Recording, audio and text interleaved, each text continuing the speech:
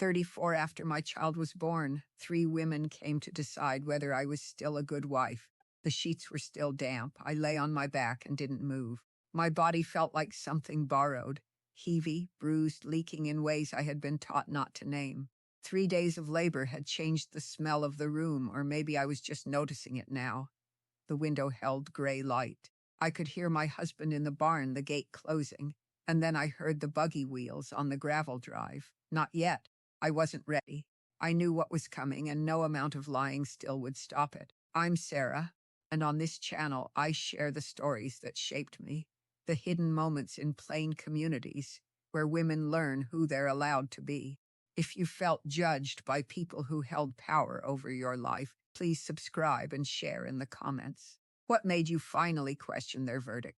3 days before the women came, I had screamed. Not the kind of sound a good plain woman makes. My mother was there, and the midwife, and my sister-in-law, and I screamed anyway, a sound from somewhere deep in my body that I didn't know I could make. The pain had become unbearable around the middle of the second night, and I had asked for something to help me, and the midwife had looked at my mother with a certain expression, and my mother had said, "You have to be brave. This is what we do." And I had screamed again, and then I'd had to work my shame alongside the labor. There is something about being evaluated while you're breaking that changes you at a cellular level. I didn't know it then, but I was being marked already. I woke at first light on that Tuesday morning and couldn't remember for a moment where the pain was coming from. My hips, my chest, my heart, somewhere unnamed. The sheets beneath me were stained with things my body had decided to get rid of, and I had been told by the midwife not to worry about that it was natural. And I had nodded like a good girl, and now I lay still and wondered if anyone thought it was too much. The window above the bed showed me a sky that was still dark, but threatening to turn light, and I could hear the baby sleeping. We named her Ruth, and I could hear my husband breathing on the other side of the bed, where he'd come back to sleep after the early feeding. Everything was quiet in the way of a held breath. Everything felt like waiting. My mind wasn't working right. That's the only way I know how to say it. I'd had children before, 4 of them, but I'd never felt quite like this, like I was living at a distance from my own body, like someone had stuffed cotton in my ears and my eyes and my throat. The nurse at the hospital, before we left to birth her at home, had used a word, postpartum. She'd said it like it was a diagnosis. But we didn't use that word in my community. We just said recovery, and we expected you to recover quietly, without fuss, without the kind of unraveling I could feel happening inside my chest. I lay still and tried to think of nothing, tried to be the kind of woman who could do this without breaking. I had known since Friday that they would come on Tuesday. The bishop's wife had mentioned it in that gentle way that means it's not actually a question. We'll just check on you, make sure everything is healing well, as if there were a checklist for healing, as if my body were something to be monitored and graded like a school assignment. I had nodded, "You don't say no," to the bishop's wife. I had told my mother, who had pressed her lips together in a way that meant she knew something I didn't, and then she had said, "Just be honest. That's all they want." But honest about what? My body, my feelings? The fact that I had asked for help during labor and still felt the shame of it moving through my blood. We didn't talk about those things in our community. We talked about obedience and grace and Gelassenheit, that surrender to God's will, but we didn't really talk about the cost of that surrender, what it took out of you to stay so quiet. The postpartum period in my community was understood to be 6 weeks of confinement, not 6 weeks of rest. Rest would have implied that something was wrong with you. 6 weeks of recovery, which meant you stayed inside. You didn't go to church or singings or community gatherings. You didn't look at men outside your husband if he was your husband.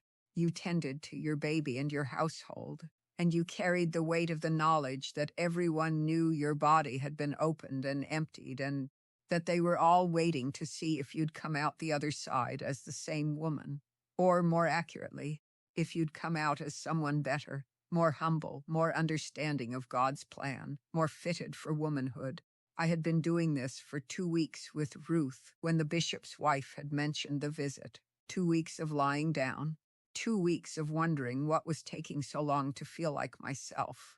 What made them decide to come, I would understand later, was that I had been different during the birth. There's an understanding, unspoken, but present as oxygen in the air, that Amish births are a kind of prayer, a kind of surrender. Pain is expected. Pain is in some way expected to be gentle. But my labor had shattered something in the room. I had broken protocol in a dozen small ways. I had questioned the midwife. I had asked to move around. I had gripped my mother's arm too hard. I had made sounds that were not quietly born. And someone, probably someone, had told someone else.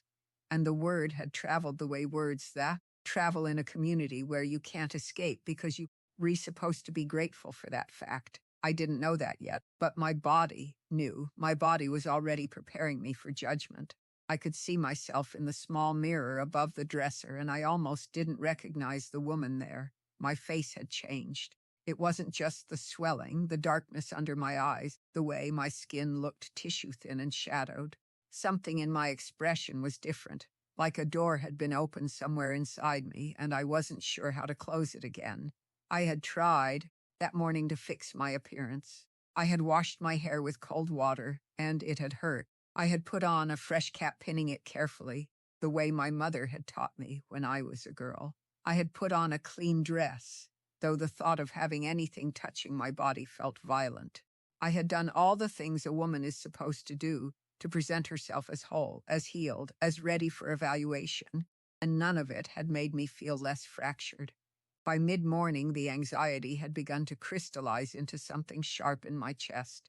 The sound of the buggy arrived at 1 o'clock exactly. I heard it coming down the road, the wheels on the gravel, the careful slowness of a horse who knows its driver is careful. And I felt my heart change rhythm. The baby was asleep.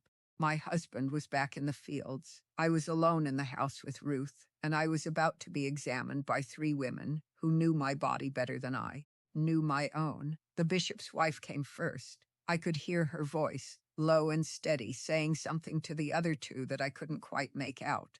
Then the midwife. Then my grandmother's friend Ruth, who we'd named the baby after, though no one had said that had been a condition of the birth. 3 women, each of them carrying the weight of community law in their hands. 3 women coming to decide if I was still the kind of wife they could trust with the future. They came into the bedroom without asking permission. That was the order of things. They didn't knock on the bedroom door. They didn't wait to be invited.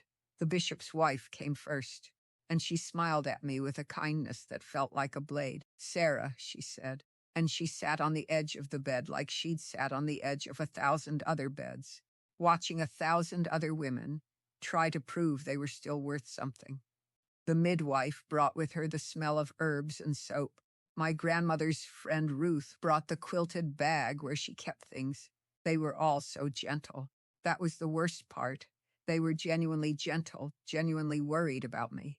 And somehow that made the evaluation cut deeper because I couldn't hate them for it. "How are you feeling, Mama?" the bishop's wife asked, and I said, "Well, thank you," the way I was supposed to. She reached down and felt my forehead like I was the baby, checking for fever, and I understood that she was assessing my mental state by the temperature of my skin. The midwife asked if the bleeding had slowed, if my milk was coming in thick, if I was sleeping when the baby slept. These were normal questions. Women asked each other these things, but there was something different in how they asked them, a thoroughness, a note-taking quality to their attention. My grandmother's friend Ruth unpacked the quilted bag and pulled out dried herbs, black cohosh maybe, something for the womb to contract properly. "Just to help it along," she said, which meant they thought something wasn't healing correctly. They thought something was wrong with me. I answered their questions and heard my own voice as if from underwater. Yes, the bleeding was normal. Yes, the milk was coming. Yes, I was sleeping. No, there was no fever. No, the stitches weren't infected. I was giving them the right answers, the safe answers, the ones that wouldn't raise more questions. But underneath my words, I was being read. They were assessing my tone, my eye contact, the way I held my body. They were determining if my trauma had changed me too much, if the screaming had revealed something in me that needed to be corrected. The bishop's wife leaned forward slightly, and I recognized the movement. It was the moment they stopped making small talk and started really looking. The midwife mentioned your labor was intense, she said. Not a question, a statement, a door opening. I didn't know what to say. Intense. That was one word for it. Breaking apart was another. Discovering that I could refuse and still survive was another. I had asked for help, and that was the thing that mattered. In asking, I had revealed that I didn't have the strength to simply endure, to simply be brave, to simply surrender. I had revealed that somewhere inside me was a woman who thought her pain mattered enough to speak it out loud.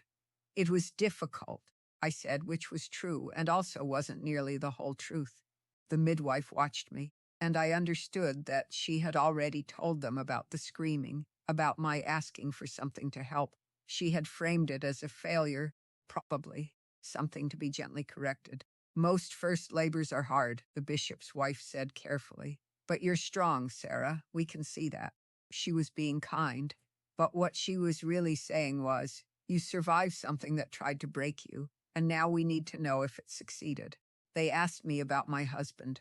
Was he satisfied with how I was recovering? Was I able to manage the household, the children? Did I feel ready to resume my duties as a wife? These questions came wrapped in concern, but they were really asking if I was still compliant, still useful, still the version of me that existed before my body had opened up and revealed something wild and raw. I said yes to all of it, and I felt myself shrinking with each yes. I felt myself becoming smaller, more manageable, more acceptable. But inside, something was happening that I didn't have language for yet. Inside, I was beginning to understand that there was a script we were all pretending to follow, and if I stepped outside of it even for a moment, even for the sake of survival, I would be gently, carefully brought back into line. Then my grandmother's friend Ruth asked something different. Do you want more children, Sarah? It seemed like such a simple question, but it wasn't. The bishop's wife and the midwife both went very still. What they were really asking was, have you been broken by this? Will you need to be handled differently next time? Should they tell my husband to be more careful with me?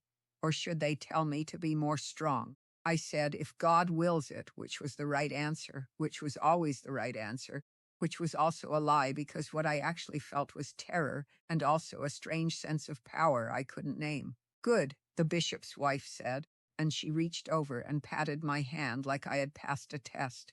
And I understood then, in a way that was crystalline and terrible, that I had been being tested the entire time, that they had come with a conclusion already formed, and I had just been given the chance to either confirm it or deny it. I had confirmed it. I was still a good wife, but something had shifted.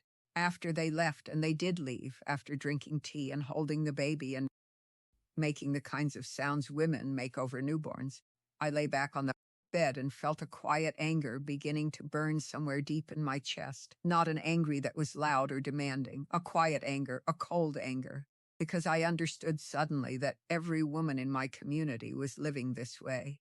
Every one of us was being measured against a standard we hadn't agreed to, by people who meant well but whose meaning didn't really matter because the harm happened anyway. The bishop's wife wasn't evil. The midwife wasn't evil. My grandmother's friend Ruth wasn't evil. But together, they had built a system where a woman's worth was calculated by her compliance. And that system was evil, even if the people inside it were kind. I held Ruth, my daughter Ruth, and I felt something shift in how I held her. I made a silent promise that I would try somehow to teach her differently, that I would try to teach her that her body was hers, that her pain mattered, that her screaming was acceptable. Whether I would actually be able to do that, living in a community that didn't believe those things, I didn't know. But I could try, and trying felt like the only power I had left. You know that feeling maybe when you realize that the people you love have hurt you, and you have to hold both of those truths at the same time, that you love them and they hurt you, that the system they're a part of is both beautiful and suffocating, that you can grieve what they did while understanding they were just doing what they were taught. I held my daughter and I grieved and I understood, and I was still angry quietly in a way that nobody could see.